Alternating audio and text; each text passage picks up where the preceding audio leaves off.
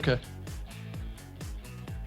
Hey, and welcome back to the Marketer of the Day podcast. We have Rob Greenlee from Libsyn here today. He has been around the block so many times with podcasting. He is responsible for so many innovations and, most importantly, making podcasting easy and fun. Rob, glad to see you again. It's great to be here. Thank you, Robert. And thank you, Rob. And I mean, it's been so many years since we talked. And what really impressed me way back when we were talking about how some of the the things you've built as far as the podcasting space. And way back when you had this podcasting app, you had this whole platform where users could inject ads into their episodes, so people could just create their own podcast, and then kind of dynamically, somehow behind the scenes, could just drop in sponsorships, ads, things like that. And that really impressed me about kind of what seems to be your approach towards podcasting, which is it's away from a lot of like the pretentiousness and a lot of the mechanics and technicalities, and it seems like you're all about putting it to use, right? Creating cool things and creating something that people will use. So I'm glad to be talking to you and diving into what you're currently passionate about. So, I mean, what was new with you? What's your last 6 to 9 months of focus here? Well, I think that the focus that I've had here, especially over the last 6 months, is just been trying to keep up with the changes in the medium. The pandemic kind of reshuffled the deck a little bit of what was going on in the podcasting space to some degree around what content was popular, where people were consuming it, and just the continued growth of the medium and the expansion of the medium in many, many different ways. I think to some degree the advertising market kind of pulled back a little bit, and I think we're continuing to see a little bit of struggles in the advertising side of things from the standpoint of metrics and analytics. But as far as on the content side, I think podcasting is just growing in leaps and bounds, and the listening side is growing in leaps and bounds. So really just trying to keep up with all that and continue to provide some leadership and some vision about what's coming. But yeah, over the last year, we've just seen an explosion of new podcasting content come into the medium, at least new shows. Whether or not most of those new shows really stick around and continue producing content is really a much deeper question. But I think overall, just the quality of podcasts and what's going on out there has been growing, and the amount of people listening to podcasts on a global scale is also another factor here that is especially new. I think that the pandemic really kind of opened up the floodgates on people's recognition that they can produce online content. So that's how, I've also upped my game in this area too. I've got more of a professional production studio in my office now that has studio lights and high quality cameras and things that I can do more online, just because there weren't any live events going on. So, which is prior to the pandemic, I was spending a lot of time traveling, going to podcasting conferences all over the country, and that just came to a screeching halt. So I would say that those are the big things that I've been trying to keep up with. And there's a lot to think about there. And even before the pandemic, I was already dialing back my attending of events. I was getting a little bored with it, or I would maybe attend something close, like something that was like a half a day instead of a 3-day commitment. And it's, you're so right that, the pandemic really messed things up for a lot of us, but it was like when something in your business goes away, you have to figure out a way to replace it or fill the gap. And I've seen a lot of people do that, like people who usually attend events or have a lot of speaking gigs would replace it with podcasting. And sometimes it was a more in quantity situation where they figured, well, I used to be able to go to this event and speak in front of 200 people, but now I do a podcast, and whatever the equivalent of that is that audience reach. Maybe you get more, but they're not actual butts in seats. But then you can just be on a podcast one after another. And then the whole thing that you mentioned of, well, the pandemic sort of forced us to up our game. And it seems like the technology, it seemed like it was a long time catching up anyway, right? It seemed like internet speeds Yeah. sped up a little bit. And as far as like the video conferencing, finally a lot of that got figured out. And then I feel like how you said there about the production quality. Me personally, I feel like I usually wait until I really have to in order to like get better equipment or up my game. I'm Hmm. kind of, my attitude is just like make the content, be myself, and then if I want to get a better camera, I will. If I want to get a better microphone, I Yeah. will. And I feel like it was helpful just to kind of maybe incrementally increase Right. as opposed to thinking like it has to be super perfect right off the bat. And so just some Yeah. of those things that you're mentioning there, I think are helpful for people to just get started. And also that issue you mentioned of sometimes people start a podcast, but then they fall out. So I'm really curious about your thoughts on that, because I mean, we see that everywhere, right? About they start with the best of intentions. They have all these Right. ideas. They're excited and then it dies. So with everything you're seeing with podcasting, like why does that happen? Why do people fall out of podcasting? Well, I think it's a combination of a lot of things. I think that the technology has gotten easier to use, and it's a lot easier. And there's free hosting platforms that are out there now, and the tools of being able to record something on your mobile device, and is is basically making it so anybody can produce a podcast. And oftentimes that process can be not as thought through or planned out as it maybe should. And people are, kicking tires, like they say. I mean, there's a lot of people that try it out and it may not be for them. And that's what is great about the free hosting platforms, is that it's a risk-free place to get in there and see if this is a medium for them.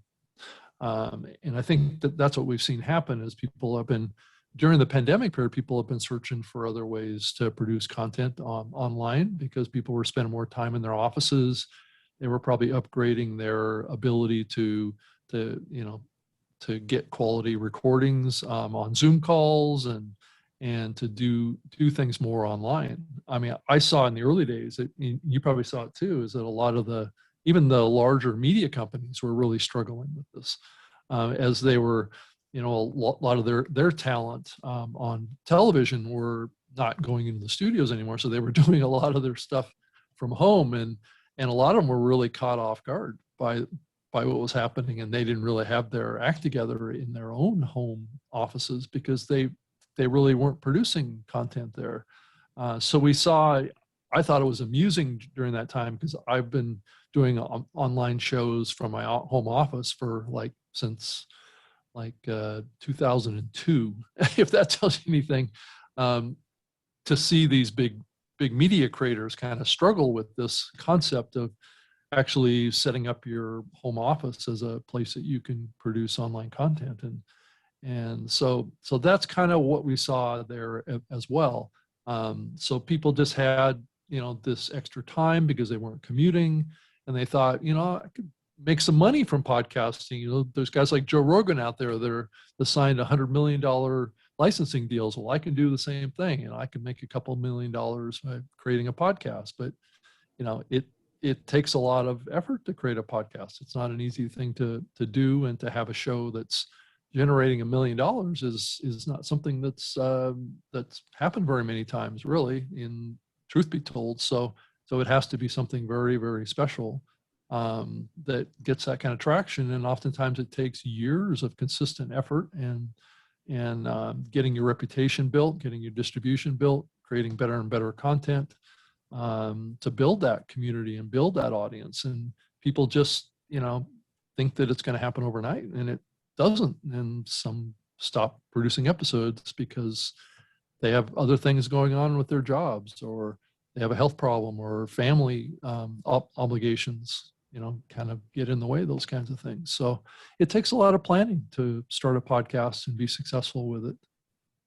So pretty much what I'm getting from your answer there is that people drop off a pod. Well, first of all, it seems like it's okay. It's not necessarily a Yeah. bad thing. People might No. just have other priorities, and at least those shows still live, especially if they're on a free host and there's no bill to pay. Those episodes might live there for years, Yeah. decades. Right. But what I'm getting from your answer there is that podcasting is not a magic bullet, right? And No. it makes me think back to like the .com era where if Mhm. someone thought that if they had like a business that was anything internet, it would get funding. Or like a few years ago, it was if you did anything cryptocurrency or anything artificial intelligence, Yeah. it was that buzzword. And the way Right. you describe it there, it's like, well, if you build a YouTube channel, you're not going to make $1 million right off the bat. If you build a blog, and so this Mhm. whole podcasting thing, it seems to be just another way, like a different kind of mode to Yeah. make your own content and to reach other sorts of people. And sure, there it seems like every year there's another bump in listenership, maybe due to like cars or smart speakers or Mhm. people have more time at home with the pandemic. So it's like Yeah. not just a magic bullet. And so as far as what people are doing right? Like you said that, sometimes it takes a while to get the home office space set up, even if you're like a late night talk show host. And so what do you like happening with podcasts? Are you like me? Do you like seeing the quality steadily increase? Or do you think that, like you said, do we need more of a plan? Like, what do you like about podcasting, especially about who you see as the successful podcasters? Well, I mean, it's always been an energizing medium for me. I mean, I've been working in the medium, kind of on the platform side, working with content creators for um, over 17 years. So it's been something that I've seen since the very beginning. And people, the people in this medium are really dynamic, really interesting people. They have an inspiration to share with others and to collaborate. And I'm very much a partnership building kind of collaborator. And really from the very early days of my efforts in my radio show that I started out with back in 1999 is about getting other people involved in what I was doing and getting audiences engaged, getting guests on my show. I'd have as many as like maybe 3 guests on each of my episodes for many years, and have done, I've done solo shows. I've done shows that had co-hosts. I've had shows that had regular guests on, and a combination of that. So I've always been about, you know, about creating content and engaging with people. And podcasters are just, oftentimes they're just amazing people. They're inspiring to be around. I enjoy talking to them. And it's just something that's kept me energized over many years, and working in a lot of different jobs and in positions has put me in front of a lot of different people too. So it's been a really fascinating journey, this 17 years of working in the podcasting space, and it continues today. And I totally foresee working in this medium for many years to come. And Yeah. that sort of topic that we're on, it's been on my mind lately as far as Mhm. like if you have the right people or you get yourself around a lot of people, a lot of the technicalities don't matter as much. Right. And you're making me think back to maybe the frustrations I've had. Like if I think of, well, what's a bad podcast host or a bad podcast guest or someone that I just clashed with? And usually it was if the other person would not adapt to me, or vice versa. Like Mhm. if we were not adaptable, dynamic, whatever you want to call it. Right. Like Right. I would come across, and I'm sure you come across with people where you ask one question and it's like 15-minute long answer, or you ask a Mhm. question and it's like 15-second answer, and it just drives you crazy. Either like, I don't. okay, I have to keep coming up Right. with stuff, or I have to get a word in. And when Right. it seems like when there's better flow, it's when it's more like a dance where you kind of feel each other out. And like you Right. said there, like sometimes you've been solo guest, like a panel or multiple guests. And so it seems like that's something maybe we all need to sit up and pay attention to and try to maybe push outside our comfort zone somewhat, Mhm. and to be more of like an adaptable person, Yeah. especially when we're thrown into a conversation like this where Well, got to figure out, am I connecting on Skype or Zoom or get my yeah. audio working, just kind of Yeah. go with the flow and adapt to it. Yeah. I think you do have to be adaptable, and I think podcasting does put you in a mental state where technology doesn't always work. And I think also, just I think a lot of things that you can learn from podcasting are very applicable to building a stronger career for yourself too. It's not all about just creating, a business around podcasting. It's your personal development.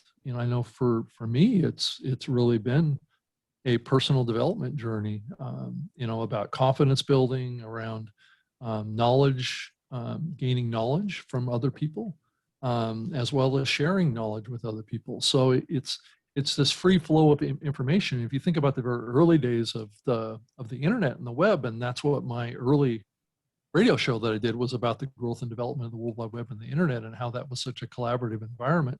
That collaboration and that sharing was at the core of the development of the World Wide Web, and how people shared snippets of code, HTML code in the early days, and then how people shared RSS feeds, and which are kind of the prevalence and use of RSS feeds today is kind of in a state of decline, and that's not necessarily a bad thing. That's kind of a geeky thing, right? There's a lot more people getting involved in this medium now that are not technologists, right? They just want to create content, or they just want to talk, or they just want to build a personal brand and a relationship with an audience. And technology shouldn't get in the way of that. Technology should enable that. And I think that's what we're seeing the evolution happen is that technology is enabling better connections between people. Yeah, and when you're mentioning the early days of the internet, I was just thinking the other day that it's easy to remember things as they were incorrectly, or to remember things maybe more basic than they were. Because for some reason, when I think about like early internet days, I think static HTML pages, right? Like editing HTML code. But way back in the good old days, there were still guest books. There were still web rings, or people would kind of forge these alliances and link to each other. It was a lot more primitive then, but like the internet, even in the early days, was still like dynamic and was still about people. And sure, when you had an audio, it would take like so much space, and it would take so long to put on a web page, and you had to fiddle with real player, sure, but it was all still there. And like you said there, like the technology needs to be about enhancing and making it easier, not just like another obstacle in the way. And so when you mention that, it makes me wonder, like, okay, so there's all these things that we could all be doing with podcasting, right? We could all be like taking out clips and putting them on social. We could all be sending a blast to our email list every time there's an episode. So do you think there is something with podcasting that is very doable that we're all missing out on, that like needs to happen? Is there like an untapped thing that podcast hosts are missing out on? I think oftentimes it's just keeping up with the evolution and the technology improvements in the medium. It's hard for people to know sometimes, especially when new things come out, what is worth doing and what isn't worth doing, and what is the priorities of what people should do based on what their goals are with their podcasts. I mean, if there are people out there doing podcasts that care more about who's listening to their podcast than how many. So that changes your focus, and that also changes your strategy and how you use technology and how you deploy as a podcaster. And I think that that needs to be something that is adjustable. And we need to be open to new ways of thinking about podcasting and its role. I mean, I think as you look back to the past, a lot of the same concepts that existed in the past still exist today. I mean, not that much has changed really around podcasting in a lot of ways. A lot of the things that I learned doing my radio show and doing many podcasts that I've done over the years, and podfaded from many of them as well. So is that content is content, and how you produce it is important, and how you connect with audiences, but it's all relative to what your goals are. It's all relative to what you're trying to do with the show, and who you are, and what you bring to it from a host perspective and a value perspective to a listener. And there's no one way to do it, and there's no magic sauce to it, other than I think that there is a certain, and this applies to all content, is that there is an it factor or a factor that's untangible. It's like, what makes a successful television show? that everybody wants to watch. It's not something that you can just manufacture. It's something that happens based on chemistry. It happens based on evolution. It comes from being in touch with who your audience is. And so it's a combination of all those things. So podcasting is a fascinating medium, and it's, in a lot of ways, I'm getting pulled a lot into watching YouTube videos these days too, because it's very similar and niche also. And I've been doing that too. I'm not really much of a podcast subscriber. I'll like my own listening habits. Like I'll jump in on someone's random episodes, and then for a while there, I was following maybe like 4 or 5 people. But then lately, I've been kind of more of a YouTuber. Also, I'll go and I'm only interested in maybe like 4 to 7 minute clips, and I'll load up the watch later section, and then later on when I feel like it, I'll kind of play a playlist as opposed to the long form factor. But I also know that won't last. I'll know that my own listening habits will change in a few months. Kind of like you said, you've pod faded out of even like your own shows and things like that. And so yeah, it's like, it seems like a blending of different factors. Like you said, like what makes a good TV show, that like if has good writing, if it has good characters, if it seems like once the actors get in it for a few episodes, they kind of adjust based on the actors. Is it kind of appeal to the masses? So like lots of different factors. And so that's kind of, it's reassuring because it's easy to compare yourself to others and to see what they're doing and kind of just copy them on like a superficial sense. But what you're saying is, well, they have a goal, and the activities they're doing are leading them towards that goal. So instead of copying the activities, you say, well, here's my own goal. And then maybe I can pick and choose which activities will then lead me to my goal. And then you're also saying here that there's like this curiosity factor in play at all times in what's new and what's hot and what's being revisited. I mean, when Clubhouse first came out, I was like, oh, cool, what's this? And then I didn't really get it. And I joined a few chat rooms and I was thinking like, isn't this technology like the same as always? It's walkie-talkies, it's party line, it's almost like IRC chat. I think like ICQ used to have like an audio feature. It seems like the old thing's new again, but like trends come and go. And so if you had said like focus on just this one marketing tactic, then you wait 2 months and then that's already sort of out of date. So I like that a lot, that it's about the goal and about just being curious. And then there's something else you said in there about like, instead of like there's thinking about how many or who or something along those lines, right? And well, yeah, and so I mean, if you're trying to create a show about a specific topic that is targeted towards a certain value relationship with a certain type of audience, then you should care also about who's listening, because that means that you're able to target that content to an audience that you're trying to reach. And oftentimes, the potential of that can be all over the map too. And I think a lot of people think that when they launch a podcast on any topic, that it could be a show that could be as big as Joe Rogan, and that's just not necessarily true. A piece of content is only going to grow to the level that it can grow based on its appeal, right? So it's hard to know as a content creator, if I have a passion for something, that means that 10 million other people have that same exact passion or that same approach that attracts a large amount of people too. I mean, each of us is an individual that has unique abilities and talents that may or may not have the ability to attract 10 million people to listen to my podcast, but it might attract 1,000 people, and that may be enough.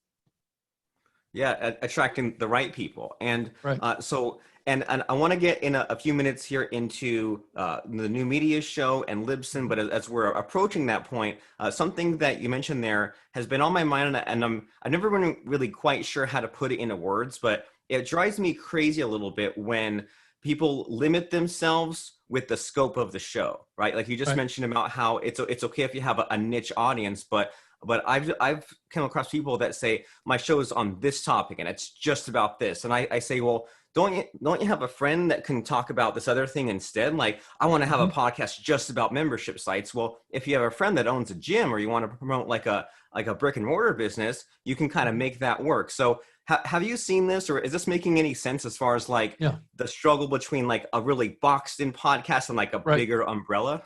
Yeah. I think it's definitely a struggle. I think that when you're new to something and you don't have a reputation or a community that you've built around you, I think starting off with a broad topic can actually slow your growth down, because what you're doing is you're fragmenting your interest around an audience. I mean, if you have a reputation for a particular area of expertise, I think that you can attract people much more easily to your podcast, across maybe a little bit broader scope of topics. But the topics need to be related to each other somehow. So you can keep adding value to that particular audience. You know, I know that the radio show that I did for many years was called Web Talk, and that basically was a topic area that allowed me to go into any subtopic areas relating to the web and the internet, right? So if you think about trying to come up with a theme for your show or a topic focused that is focused yet broad at the same time. So let's say you want to have a podcast about outdoor recreational vehicles or something like that. That is a niche, but it's also can be expanded, right? All of the areas that can go along with that. So you can keep producing content that's relevant to that audience. It may not be specifically about a car, but it could be about a service that does something in that area of interest, or does something with the car, or it's a part for the car, or it's a accessory, or it's, you know, so there's areas that have peripheral support systems that you can think about with any podcast topic that you come up with. If you can come up with a niche, but yet it's a broad niche, I think that's the key to finding larger audiences. I mean, if you want to build an advertising supported show, what you have to build is a large community around that show. And large communities typically have a lot of diverse input and interest around a focused area. So let's say you want to create a show about, you know, even about Jeeps, right? Or a topic like that. You can create a big community around that, because there's a lot of people that have different ideas about how to create a custom Jeep, or you know, the new models coming out every year, or changes that are happening in the, you know, in events all over the place. And you can really expand your topic and always have something new to talk about.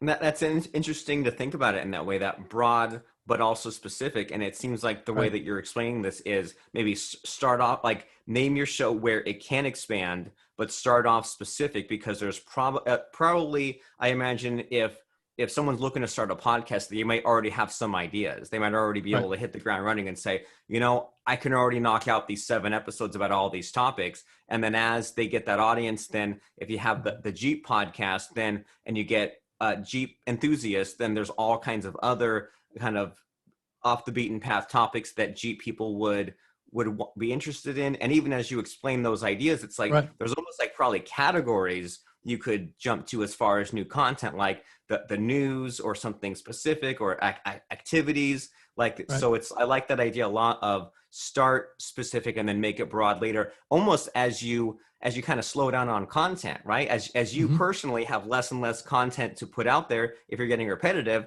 then expand it to new subtopics. Makes a lot of sense. Right. I mean, because if you have an area that you're focused on that is too narrow, that there isn't a community around somehow that already exists out there or could be created, I think a lot of the pod fading happens from being too focused on a small niche that doesn't have a broad appeal, and you basically run out of things to talk about. I mean, I've been podcasting about podcasting for 17 years, and I don't seem to ever run out of things to talk about. Because you maintain the curiosity and you Yep. stay flexible, adaptable, like we've been talking about. If Yep. part of what's not serving you is running out of content, then adapt to that as well. Yep. Yep. And So so great. I mean, there's so much for us to chew on, think about, and also as far as your journey, like you said that you've had all these different companies you've been involved with, and you can probably go to like any podcasting business that you want and jump in and do your thing. So why Libsyn? Why has your path led you to Libsyn, and why is Libsyn so freaking great as a platform and a tool and an app? well, I think for me, why Libsyn is that Libsyn was the very first podcast hosting platform to ever exist. They came into existence the same time I started podcasting. So that's how far the company goes back. I mean, podcasting probably wouldn't exist today in the form that it does if Libsyn hadn't started, because they were the first platform. I mean, prior to Libsyn, and this was when I started podcasting, I was hand coding RSS feeds and making a lot of mistakes. About every other episode, my RSS feed would break because I'd used the wrong comma or something like that off my keyboard. So podcast hosting platforms like Libsyn have basically automated the ability to publish, and working at a company like Libsyn has put me kind of at the center of the industry to some degree of being between distribution and the content creator side, which is that's my roots. I mean, I was a content creator to begin with. I was part of the very early group of shows that entered the podcasting medium, and had a lot of experience taking shows out to streaming and getting it out into syndicated radio on the XM side of that radio network. So I have a lot of experience across the board in this medium, and so sitting where I'm sitting is really really the best place to be, because I can get on podcasts like yours, and I can create my own show, and I can be on other people's shows, and I can contribute to this community from a basis of experience and personal insight from all of the relationships that I've had with the distribution companies, the monetization entities, advertisers, ad buyers, to the hosting and listening sides. So I've worked for a large podcast network. I used to be the CTO for Podcast One down in Los Angeles, which hosted the Adam Carolla podcast and the Shack podcast and some of those ones. So I've been on the celebrity side too, but I've also worked for Microsoft and ran the Zune podcasting platform for 6 years at Microsoft, and used to work for Xbox as well. So I've got just kind of a huge base of background and exposure to all levels of content creators. And that just has put me in a great position. As far as Libsyn goes, I mean, it's a platform that was really built to support serious podcasters, and that's why I got involved with them. I mean, I used to work for Spreaker, and Spreaker was doing a lot of great stuff too. I love the combination of live streaming that they have, live audio streaming with podcasting.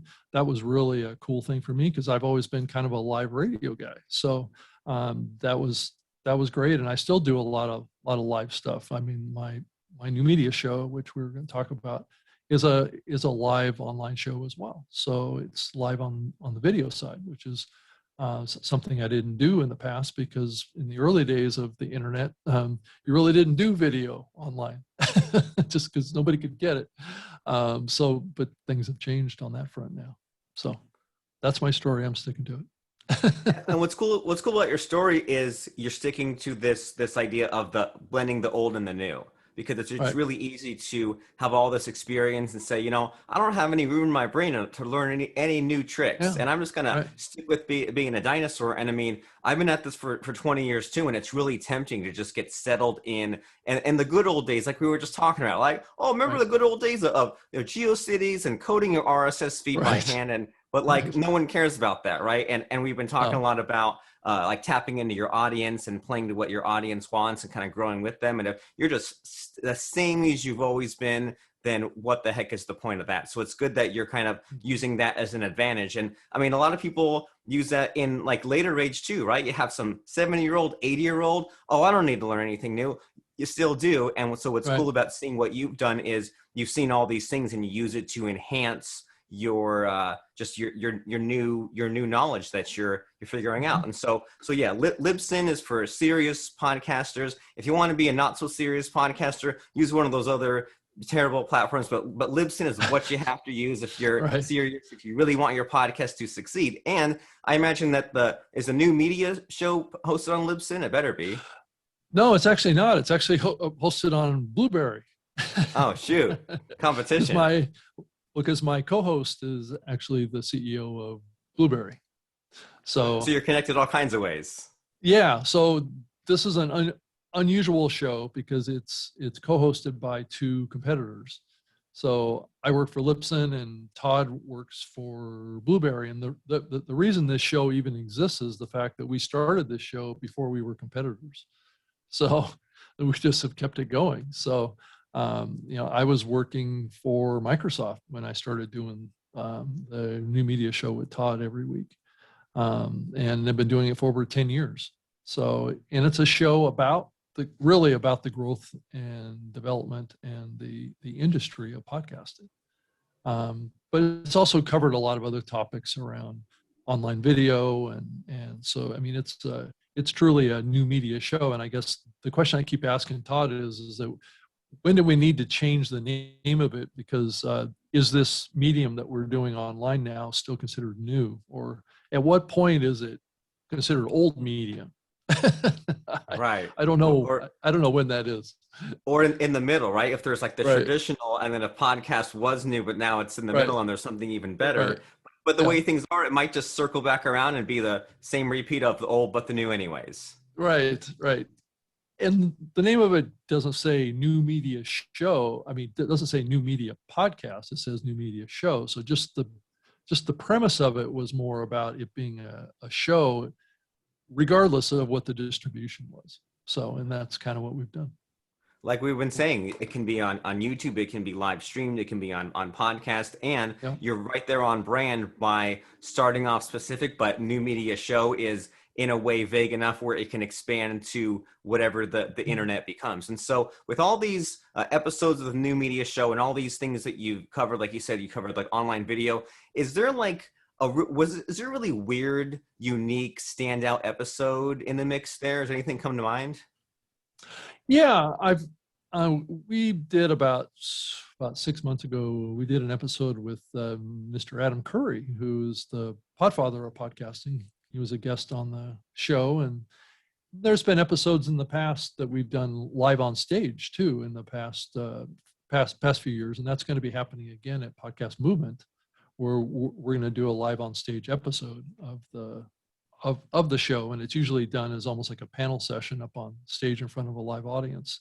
So that's the other aspect that we've moved into too here over the last couple of years, is trying to do it more in the real world. And unfortunately, the pandemic kind of undermined a little bit of that for a while. But trying to get in front of people in the real world is another aspect of podcasting that is going to come back here as we come out of this this pandemic lockdown stuff that we've been through over the last year. And it'll be exciting to see. And a lot of podcasters make money from selling tickets to get into their podcasts in a theater or in venues or at conferences or those kind of things around the country. So it's an interesting, time that we're coming into right now. And I'm trying to adapt to how things may be different. I think a lot of the events that we've attended, at least the podcasting conferences, are going to be hybrid events going forward, which means prior to COVID, they didn't really have an online virtual component to their in-person events, but now they're going to have simultaneously going on at the same time a virtual event with the in-person event. And I'm not exactly sure how that's going to work and how that's going to play out in people's experiences and how these events can grow from that, because it certainly turns them into a global impact event. I know for many years I was encouraging these in-person events to do some more live stages and to do more online on a virtual event basis, and most of them were pretty resistant to doing that because they thought it would discourage people from coming to the event. And now, because of the pandemic, we're seeing more of these events just say, well, I've got this expertise because that's what I had to do over the last year. I might as well just add it to the in-person event and see if I can grow the overall attendance of the conference. And yeah, now it seems like there's no choice, or now it's almost expected, and it seems like once smartphones and like Wi-Fi and things like that became more and more widespread, it was like it was kind of creeping up on people running events, and I remember seeing that all over the place of being like resisting that change because it would take away from the event. But now it's like if there's a way to somehow add it to that event, or if people are just if kind of it's normalized, then why not embrace it, and why Right. not just jump on the train of whatever new innovations there are in podcasting and live events and connecting with other people, Yep. whatever the new innovation is. And so where Yep. can we sign up for Libsyn, and where can we check out the new media show? Well, if you wanted to go to libsyn.com, and that's Libsyn, you can certainly sign up if you want to start hosting a podcast or create a podcast for your organization or yourself. You can certainly do that. It's as low as $5 a month to get started, so it's not expensive to get going. And how you can get a hold of me, I can certainly be reached by email. If you want to send me an email, robg@libsyn.com. It'd be great to hear from you. And I've got a presence in all the social media platforms too. I'm on Twitter @RobGreenlee, and I do have a website at robgreenlee.com. So there's lots of ways I'm totally accessible. Nice. In every possible medium there is, because Right. why limit yourself? If it's there, create an account, have a path for people to find you. That is Yep. robg@libsyn.com. That is Yep. at Rob Greenlee and all these platforms, libsyn.com. It's only $5 a month. Don't wait. Get your podcast online. Make those few clicks. Record that first episode. That way you have something that can grow with you, and that way you have the ball rolling, and you'll be so glad that you created a podcast that will live on now and forever. And as we wrap up winding down here, Rob, is there anything that comes to mind as far as like anything we like left out, or like any like final parting words for us? I just think if you're going to be a content creator online, and this goes beyond just podcasting, is just, think about what your goals are. Think about what you might want to try and accomplish by doing that, and what aspect of your life can it add to. It can be creating a show on LinkedIn, or it can be creating a show on Facebook or something. Creating content online can transform your life. It can transform your career. There's just a lot of opportunity there, and podcasting is just one option. But you can also think about it as a synergistic approach too. The podcast for many is the core, and then all these other things that you do with video are all just kind of extra that you do for marketing purposes to drive some attention to your podcast. So it just depends on how you want to approach it. But yeah, it's more about just getting focused on what your goals are and what you're trying to accomplish, I think, is the big takeaway.